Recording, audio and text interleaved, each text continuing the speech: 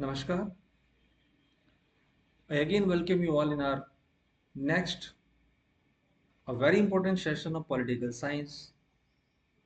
The topic of today's discussion is the origin of a state, and in this particular topic or discussion or lecture, we will be discussing about various theories of origin of a state in political science discipline.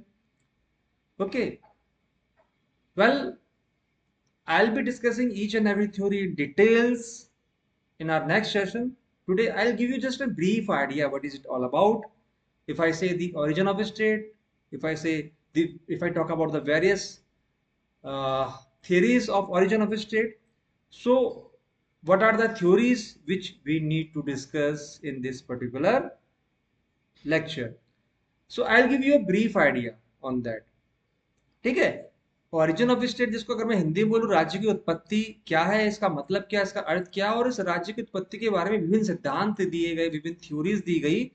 उन सिद्धांतों का, जैसे कि आपको पता है, हमारे पास social contact theory है, हमारे पास डिवाइन थ्योरी है, हमारे पास फोर्स थ्योरी है ना। देन मैट्रियार्कल थ्योरी है, मात्र सत्तात्मक बोलते हैं इसको। तो बहुत सारी थ्योरीज है, कार्ल मार्क्स की थ्योरी है हमारे पास। तो इन थ्योरी को हमें डिटेल में डिस्कस करना है, सोशल कॉन्टेक्ट थ्योरी है, बट वो हम आगे की सेशन में, लेक्चर्स में करेंगे। यहाँ पर in this particular session, in this particular lecture में बता रहा हूँ कि हमें ये देखना है, या मैं इस चीज पर डिस्कस करूंगा कि अगर मैं कहता हूँ ओरिजिन ऑफ स्टेट, तो इसका मतलब क्या है, what is the meaning of origin of the state in political science. ठीक है। और उसके बाद में ओरिजिन ऑफ स्टेट के बारे में जितनी भी सिद्धांत है, जो धारणाएं हैं, जो थेरीज हैं, वो कौन कौन सी है और किस किसने दी है, तो उसके बारे में मैं एक ब्रीफ में मैं आपको एक आइडिया दे दूंगा। तो एक अलग से टॉपिक बनता है। एक तो क्वेश्चन इस तरीके का आता है कि what do you mean by the term origin of state and what are the various theories related with origin of state. या फिर पर्टिकुलर आपसे पूछेंगे describe the social contract theory of the origin of state, या कुछ भी पूछ सकते हैं वो divine theory of origin of state. तो इस तरीके से क्वेश्चंस बनते हैं। So I would like to start today's lecture, and I again request you to please pay attention to my words. The session is going to be very much important, interesting as well. कि I have always tried to make the concept clear for you people in a very simple words. I explain each and everything. So I hope you are not having any problems or difficulties so far. So let's start the today's session, which is about the origin of state in political science discipline. तो सबसे पहले अगर मैं बात करूं कि origin of state का मतलब क्या है, when I say कि what is the meaning या what do you mean by the term origin of state, what comes in your mind? ठीक है। आई एम श्योर अगर मैं बोलता हूं origin of state, इसका मतलब राज्य की उत्पत्ति। देखिए, बहुत ही सिंपल वर्ड में मैं आपको समझाऊंगा राज्य की उत्पत्ति। यानी कि आप मुझे एक बात बताइए कि जब प्रारंभ में मनुष्य जंगलों में रहता था, यू नो बहुत ही, I am talking about the very very very primitive kind of things, बहुत ही ज्यादा।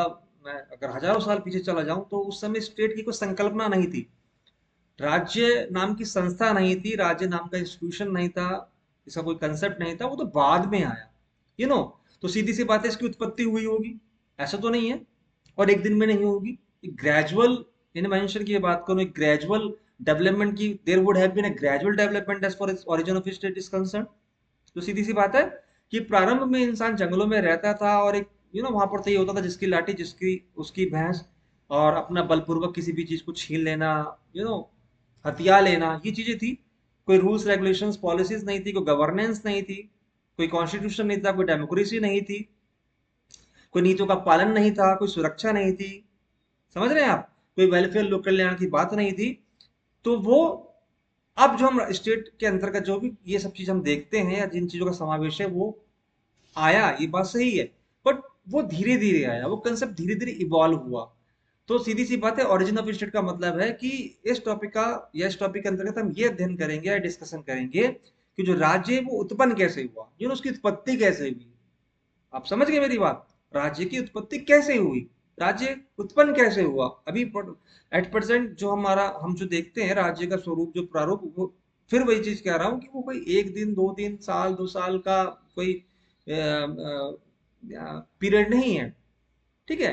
वो होते होते होते होते होते होते होते होते अब अपने इस वर्तमान स्वरूप पर पहुंचा है। तो उसके पीछे एक लंबी कहानी है। वो लंबी कहानी का मतलब है उसके पीछे बहुत सारे कंसेप्ट हैं, थियरीज हैं। कोई भी थ्योरीज गलत नहीं है, सबने अपने अपने विचार रखे हैं, सबने अपने अपने तरीकों से समझाने का कोशिश किया है कि किस तरीके से ओरिजिन ऑफ स्टेट या स्टेट का ओरिजिन हुआ है, उत्पत्ति हुई है। So will go through all those theories, but first of all I would like to say कि जो बेसिक कंसेप्ट है, जो बेबी मैंने आपको बड़े सिंपल वर्ड्स में एक्सप्लेन किया, थोड़ा सा उसको देख लेते हैं। Then I will discuss all the theories with you nutshell. ठीक है, जैसे कि मैंने बताया कि डिटेल में हम उसकी चर्चा बाद में करेंगे। Okay, so in political science, the origin of the state refers to the theories and explanations about how states, as organized political communities under a government, came into existence। कितनी खूबसूरत बात कही है इन लाइंस में, और जो वही बात है जो मैंने अभी आपको एक्सप्लेन कही कि जब हम ओरिजिन ऑफ स्टेट की बात करते हैं, जब राज्य की उत्पत्ति की हम बात करते हैं, तो इसका मतलब ये होता है कि ये उन थ्योरीज का अध्ययन, उन सिद्धांतों का अध्ययन है जो हमें ये बताता है कि कैसे जो राज्य है, जो स्टेट है, वो एक ऑर्गेनाइज्ड फॉर्म में इवॉल्व हुआ, या प्रेजेंट सिनारियो में जो एग्जिस्ट करता है राज्य या स्टेट, उसके पीछे की एक लंबी कहानी क्या है। Are you getting my point? तो थोड़ा सा यहाँ पर इस बात पर विशेष ध्यान देने की आवश्यकता है कि अगर हम ओरिजिन ऑफ स्टेट की बात करते हैं तो सीधी सी बात यह है कि अब जैसे कि मैं आपसे पूछूं कि मोबाइल फोन का ओरिजिन कैसे हुआ, चलिए एग्जांपल ले लेते हैं। ठीक है, तो अब ये थोड़ी मोबाइल फोन का आप इस्तेमाल शुरू से कर रहे हो, उससे पहले तो लैंडलाइन फोन हुआ करते थे, ट्रंक कॉल बुक हुआ करती थी, वायर का सिस्टम, मतलब वायरलेस फोन्स हुए, फिर आप ये स्मार्टफोन यूज कर रहे हैं, वही वायरलेस है। तो होते होते होते होते होते होते ग्रेजुअली बहुत लंबी पीरियड के बाद अभी वर्तमान में प्रेजेंट सिनारियो में आप जो स्मार्टफोन यूज कर रहे हैं, उसका प्रारूप देखते हैं। तो सीधी सी बात है, हुआ ना, ओरिजिन हुआ ना। उसी तरीके से स्टेट की बात करूं, जैसे कि मैंने भी आपसे बात करी कि लोग जंगलों में रहते थे, और या मैं फिर कहूँ पाशविक प्रवृत्ति के थे, कोई रूल्स रेगुलेशन नहीं था, जिसके पास जितना बल था वो उसका ही यूज करके लोगों को डोमिनेट किया करते थे, छीना करते थे, झपटिया करते थे, या मैंने जैसे बोला कि भाई जिसकी लाठी उसकी भैंस वाली बात हुआ करती थी। लेकिन जब राज्य आया तो राज्य बना, राज्य फॉर्म हुआ, स्टेट फॉर्म हुआ, उसके पीछे रूल्स आए, रेगुलेशंस आए, हमारी गवर्नमेंट्स हैं उनके, वो हमारी सेफ्टी को, वेलफेयर को इंश्योर करती है। तो वही चीज हम यहाँ पर देख रहे हैं। आगे थोड़ा सा देखिएगा कि these theories seek to understand the historical, social, economic, and philosophical circumstances that led to the formation of states. Different theories offer varied perspectives on why and how states were established. Some of the primary theories include, तो थोड़ा सा यहाँ पर ये आगे बात कर रहा है, यहाँ तक कि मैंने आपको बता ही दी कि ये कैसे स्टेट फॉर्म हुआ, या वर्तमान में जो इसका एग्जिस्टेंस है वो कैसे आया। आगे वही कह रहा है कि दीज थियरीज जो हम सिद्धांत पढ़ेंगे ओरिजिन ऑफ स्टेट के अंतर्गत, वो कहीं ना कहीं इस चीज को भी जानने का प्रयास करती है कि इसके पीछे हिस्टोरिकल एस्पेक्ट क्या है, सोशल एस्पेक्ट क्या है, इकोनॉमिक एस्पेक्ट्स क्या है, या फिर फिलोसफिकल ऐसी क्या परिस्थितियां रही जिसने इस स्टेट के वर्तमान स्वरूप को लेड किया, मतलब उसका प्रारूप बनाया। ओके, और यहाँ पर फिर वही बात मैं कहना चाहूंगा कि जितने भी अब थ्योरीज पढ़ रहे हैं, सिद्धांत पढ़ रहे हैं, ये मेरा, जैसे कि मैं बोलूं मैंने एक थ्योरी दी किसी पर्टिकुलर चीज के बारे में, किसी पर्टिकुलर ऑब्जेक्ट के बारे में, वो मेरा आउटलुक है। मैं ये नहीं कह रहा कि यहाँ पर ये थ्योरी गलत है या वो थ्योरी गलत है। हाँ, क्रिटिसाइज हुआ, आपस में कॉन्ट्रडिक्शंस बहुत हैं।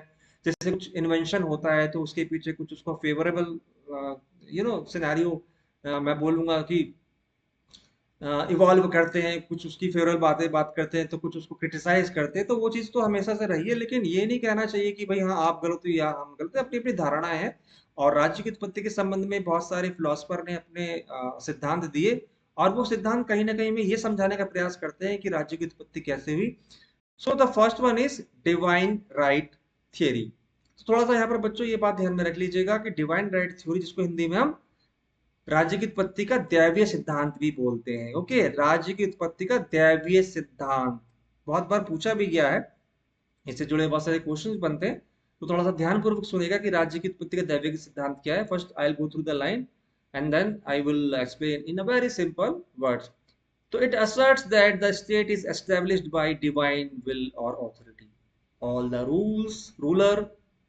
all the ruler is God's representative on earth. Are you getting my point? Now, simple terms में मैं इसको एक्सप्लेन करता हूँ।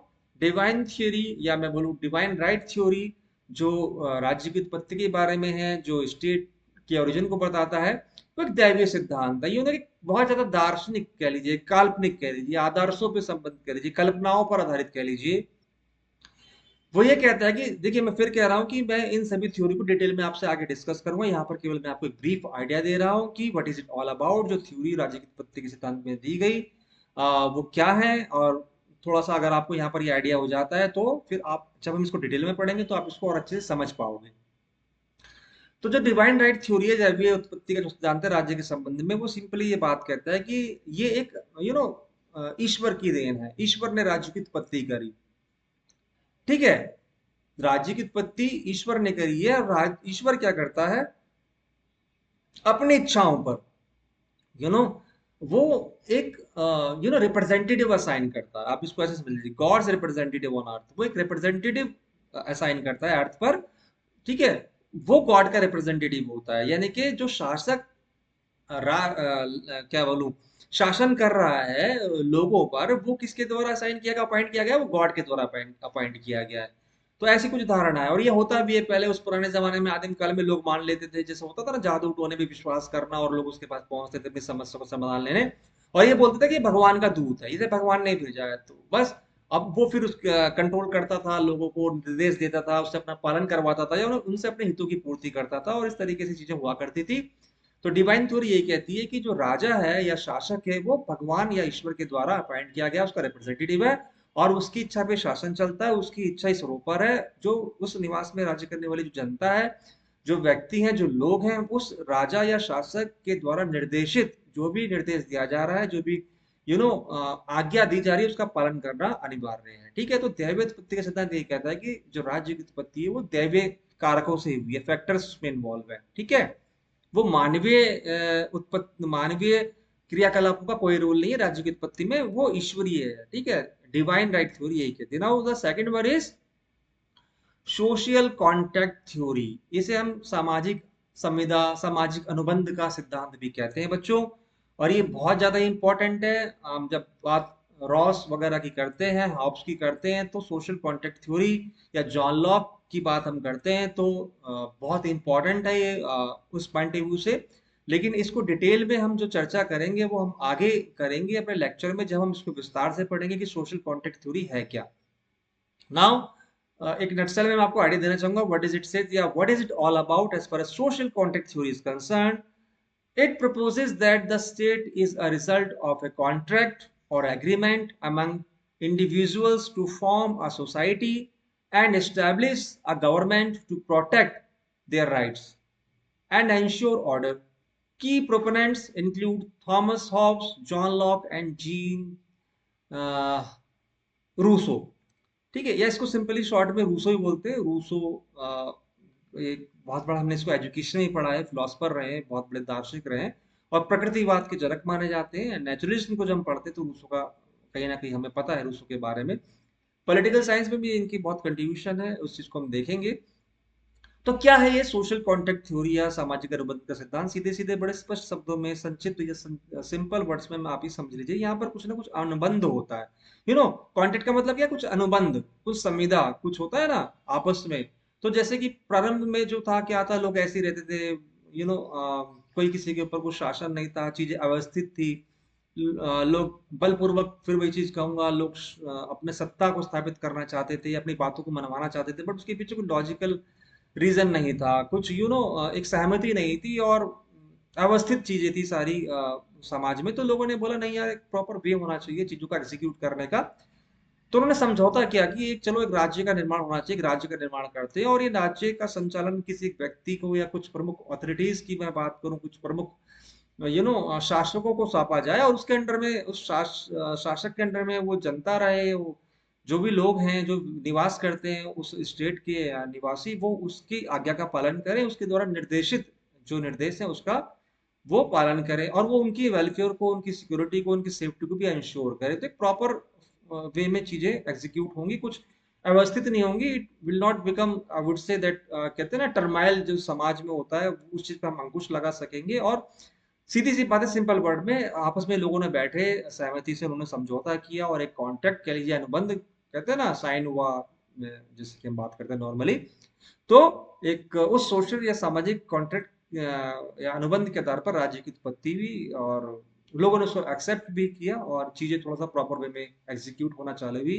नीतियों का पालन करना, नीतियों का एग्जीक्यूशन होना, लोगों की सुरक्षा व्यवस्था को सुनिश्चित करना, लोगों की आम आवश्यकताओं को सुरक्षित करना, उनकी समस्याओं का समाधान होना, तो एक प्रॉपर वे में चीजें आ जाती है। तो इस तरीके से सोशल कॉन्ट्रैक्ट थ्योरी ये कहती है कि ये लोगों के द्वारा आपस में हुए अनुबंध पर आधारित है। Okay, now if I move to our next heading which is fourth theory या बलपूर्वक थ्योरी या बलपूर्वक सिद्धांत राज्य की उत्पत्ति का, तो बहुत ही ज्यादा सिंपल है। यहाँ पर ये बात 100% हालांकि ऊपर भी लागू होती है, लेकिन यहाँ पर तो 100% ये अप्लाई कर सकते हो कि हाँ भैया ये मेरी लाठी तो मेरी भैंस है, मैं सर्वोपर हूँ, मैं मेरे पास बहुत ज्यादा बल है, बहुत ज्यादा फोर्सफुली मैं किसी भी चीज को एक्वायर कर सकता हूँ। तो it suggest that the state is created through force. क्या बोलता है? ये जो राज्य है, जो स्टेट है, वो एक फोर्स या बलपूर्वक स्थापित किया गया है, उसकी स्थापना बलपूर्वक हुई है विद अ पर्सन और ग्रुप, यानी कि किसी व्यक्ति के द्वारा या किसी व्यक्ति के समूह द्वारा या ग्रुप ऑफ पीपल के द्वारा, talking control of an area and its people by coercion और conquest। इसका मतलब होता है किसी भी चीज पे बलपूर्वक अधिकार कर लेना। और ये कितनी सिंपल बात में अपनी थ्योरी को यहाँ पर प्रतिपादित करती है वाली हेडिंग कि भैया ये राज्य की उत्पत्ति की हम बात करें तो इसका मतलब ये है राज्य की स्थापना बलपूर्वक हुई है, लोगों ने करी है या ग्रुप ऑफ पीपल ने करी है, उनका कंट्रोल रहा कि भाई ये मेरा एरिया है, ये मेरा एरिया होता भी है, था पहले ऐसे, और इस पे मैं गवर्न करूंगा, इस पे मेरा शासक होगा, और सत्ता का इस्तेमाल जो होगा बलपूर्वक होगा। तो फोर्थ थ्योरी इसके बारे में बात करती है। Now we move to our next theory which is evolutionary theory। Evolution से शब्द है एवोल्यूशनरी थ्योरी, और इसको this theory also known as the, आप कह सकते हो, historical theory of the origin of the state of political science discipline. तो इवोल्यूशन या इवोल्यूशनरी थ्योरी कितने अच्छे से बात बोलती है कि argues that the state evolve naturally out of early family and tribal organisations over time. As families grew into clans and tribes, they eventually formed more complex political structures leading to the state। तो एक evolution हुआ है। Evolution जैसे Darwin का आपने सिद्धांत पढ़ा होगा, इवोल्यूशन थ्योरी बात करते थे ना, जिराफ के गर्दन कैसे लंबी हो गई, है ना, याद है आपको? कि आरंभ में उसकी गर्दन इतनी लंबी नहीं हुआ करती थी, धीरे धीरे धीरे धीरे धीरे जब वो वनस्पतियों पर जो डिपेंड थे, यू नो, वो जो पत्तियों आदि का सेवन करते थे, तो धीरे धीरे वहां पर कुछ परिस्थिति ऐसी आई कि बहुत ऊंचाई पर बड़े लंबे पौधे होने लगे और सर्व हर्ष नहीं रहे, तो उनकी गर्दन धीरे धीरे धीरे धीरे ऐसे इवॉल्व होती चली गई। या फिर यहाँ पर एक बहुत अच्छा एग्जांपल ले सकते हैं, आपको मैं भी एग्जांपल देता हूँ मोबाइल फोन्स का, या आप एग्जांपल ले सकते हैं मोटर व्हीकल्स का। तो क्या वर्तमान में जो आप ये फरारी वगैरह, बेंटली वगैरह चला रहे हो, आप ये बहुत ज्यादा, यू नो, बहुत ज्यादा, आई would say that costly vehicle को परचेज करते हो। ये थोड़ी है कि इसका स्वरूप ऐसा ही है, प्रारूप ऐसा ही है, इसके पीछे तो लंबी कहानी है। आप बहुत रॉल्स रॉय की बात करते हो, लग्जरियस व्हीकल की बात करते हो, तो ये थोड़ी एक दिन में उसका इन्वेंशन हो गया हो, तो बहुत धीरे धीरे इवॉल्व हुआ। इसकी डेट्स बैक जब हम बात करते हैं पहिए के आविष्कार की, इन्वेंशन ऑफ व्हील, ना पाषाण काल में चले जाइए आप, अगर मैं बात करूं उसके पीछे, फिर तांगा, घोड़ा तांगा, फिर उसमें बिठाना, फिर उसको एक ऐसा प्रारूप देना, उसके पीछे फिर एक रूफ क्रिएट करना, उसमें सुविधाएं देना। आप जाइए विक्टोरिया महल कोलकाता में देखिए, फिर उसमें मोटर को पुट करना, they used to put the motors into that. ऐसे करते करते करते करते करते करते करते हजारों साल लगे हमें, और फिर हम यहाँ पर इस पहुंचे, और आज हम वर्तमान में एक रिफाइंड लुक देखते हैं किसका, इन व्हीकल्स या स्मार्टफोन से किसी भी ऑब्जेक्ट का। इसी भी तरह जो स्टेट का इवोल्यूशन हुआ है, जो राज्य की जो उत्पत्ति हुई, वो किसी एक दिन में, दो दिन में या कुछ महीनों का काम नहीं रहा, वो धीरे धीरे धीरे धीरे उसका विकास हुआ है। अब जैसे थोड़ा सा आप इसमें मैं आइडिया दूंगा कि फैमिली की बात करें, फैमिली से पहले भी जैसे हम कहते हैं मनु, और ईश्वर ने मनु को भेजा, फिर एक स्त्री को भेजा, फिर उस तरह से परिवार बढ़ा, फिर और आए, संतानें उत्पन्न हुई, फैमिली फॉर्म हुई, परिवार बना, परिवार से धीरे धीरे धीरे पड़ोस, आस पड़ोस बने, आस पड़ोस से गली मोहल्ले बने, गली मोहल्ले से समाज बना, समाज से राज्य बना, राज्य से राष्ट्र बना। अब देख रहे हैं तो किस तरीके से विकास हुआ। तो वो बीज कहाँ है, राष्ट्र की, स्टेट की, एक फैमिली। और उससे पहले भी जाओगे तो मनु, मनुस्मृति में लिखा हुआ भी है, तो उसमें आप देखेंगे किस तरीके से फैमिली से फिर वो ट्राइबल्स बने, समुदाय बने, कबीले बने, और फिर कैसे राज्य की उत्पत्ति हुई। तो इवोल्यूशनरी थ्योरी जो कहती है वो यही चीज कहती है जो मैंने अभी आपके साथ शेयर करी। Okay, now we will move to our next theory which is patriarchal और मैट्रियार्कल थ्योरी, या इसको पितृसत्तात्मक या मातृसत्तात्मक थ्योरी भी बोलते हैं, और बहुत ही इंपॉर्टेंट है भी। इसके बारे में मैं आपको थोड़ा सा आइडिया दूंगा। तो अगर हम ओरिजिन ऑफ स्टेट के बारे में अपनी जो नेक्स्ट थ्योरी है या सिद्धांत है राज्य की उत्पत्ति के बारे में, उसकी बात करते हैं, तो वो है पैट्रियार्कल और मैट्रियार्कल थ्योरी। इसको हिंदी में आप बोल सकते हैं मातृसत्तात्मक या पितृसत्तात्मक। Again I would say patriarchal और मैट्रियार्कल थियरीज, और या आप इसको बोल सकते हैं मातृसत्तात्मक अथवा पितृसत्तात्मक सिद्धांत। अब बच्चों, आपको बात पता होगा, आपने अपने क्लासेस में ये कहीं ना कहीं सिंधु घाटी सभ्यता, इंडस वैली सिविलाइजेशन को पढ़ा होगा। जो इंडस वैली सिविलाइजेशन या सिंधु घाटी की सभ्यता थी, वो मातृसत्तात्मक थी, मैट्रियार्कल थी। और उसके बाद जो वैदिक सभ्यता आई, जो वैदिक पीरियड आया, जो वैदिक सिविलाइजेशन आया, वो थी पितृसत्तात्मक। समझ गए?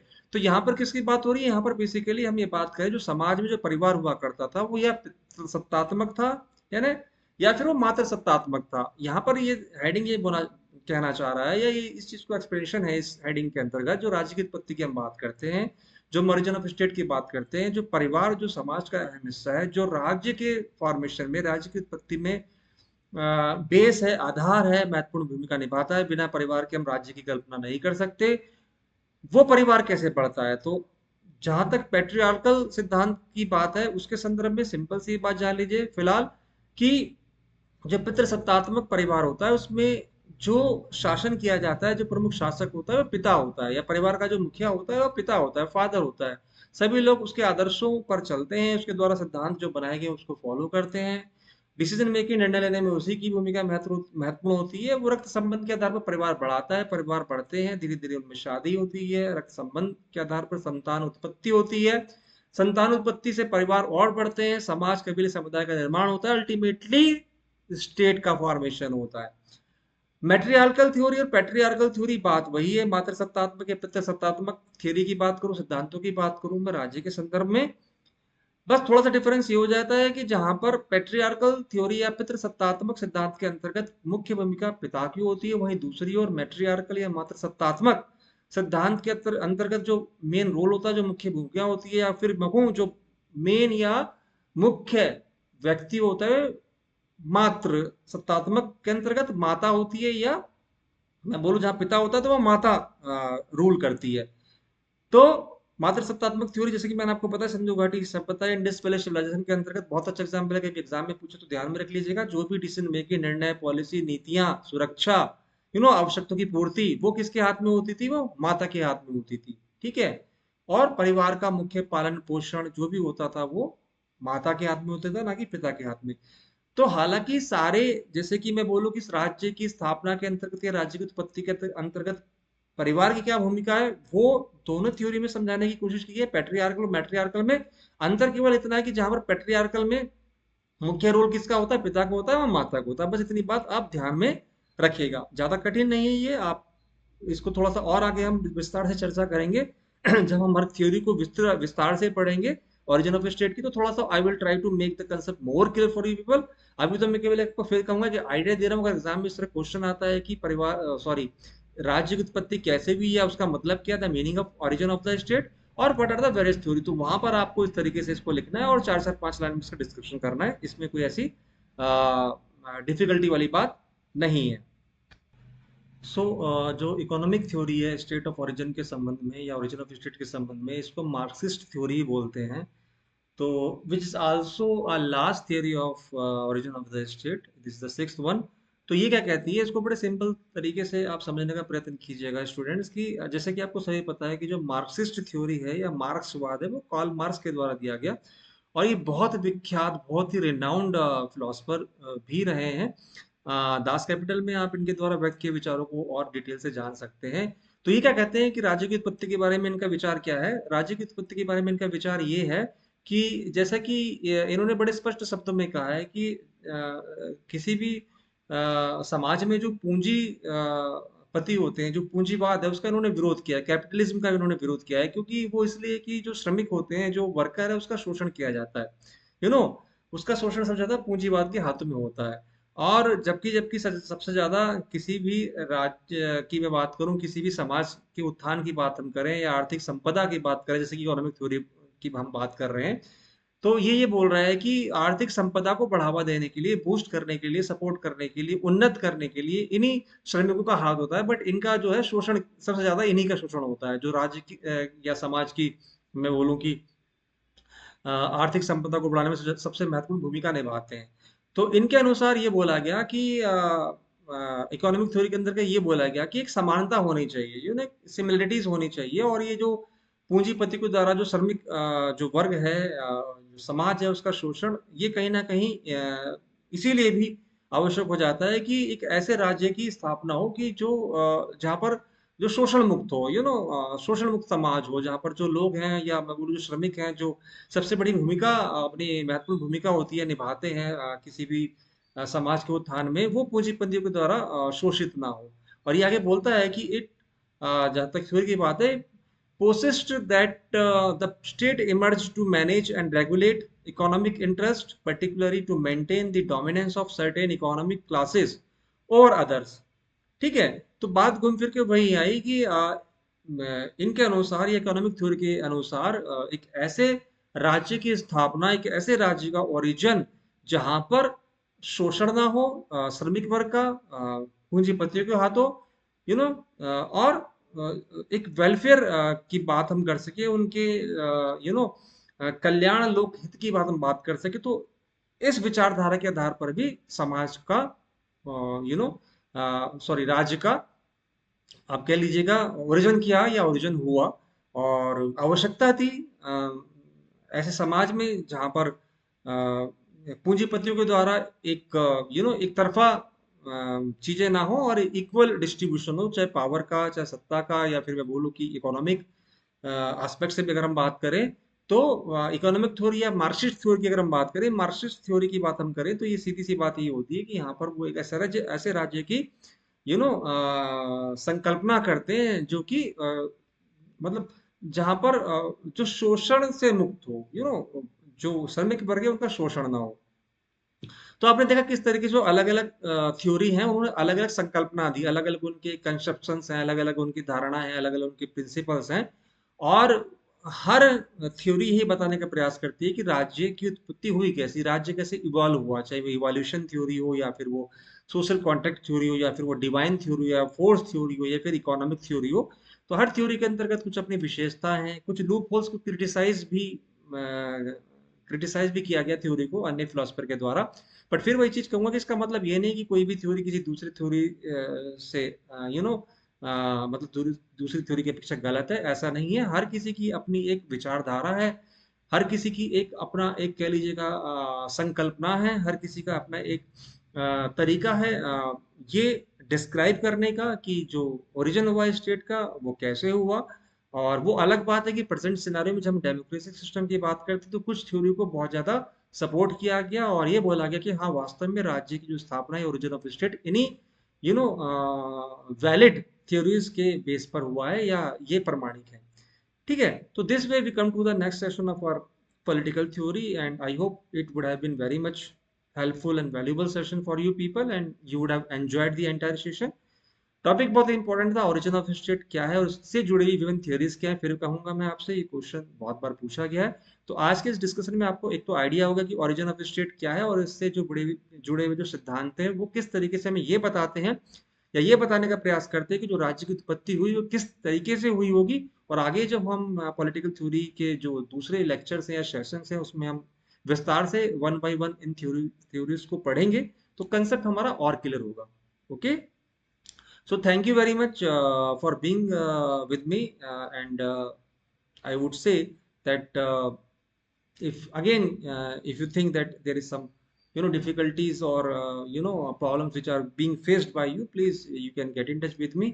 And the main thing is that ki try to go through all the contents once again। ये नहीं कि लेक्चर में हमने इन चीज को देखा तो आप उसको फिर दोबारा you don't go through the contents, तो ऐसे कंसेप्ट क्लियर नहीं हो पाएगा।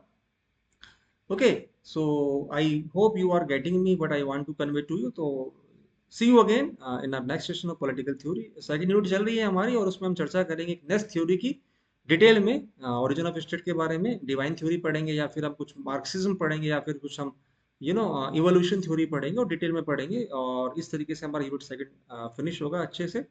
So thank you very much and see you again in our next session of political theory. Till then, bye bye. Have a nice day. I hope आपको बहुत अच्छा लगा होगा आज का सेशन, और आपके बारे में कुछ ऐसे कुछ विचार हैं, in case you want to share or convey to me, you can. Okay. Thank you very much. Have a nice day. Bye bye.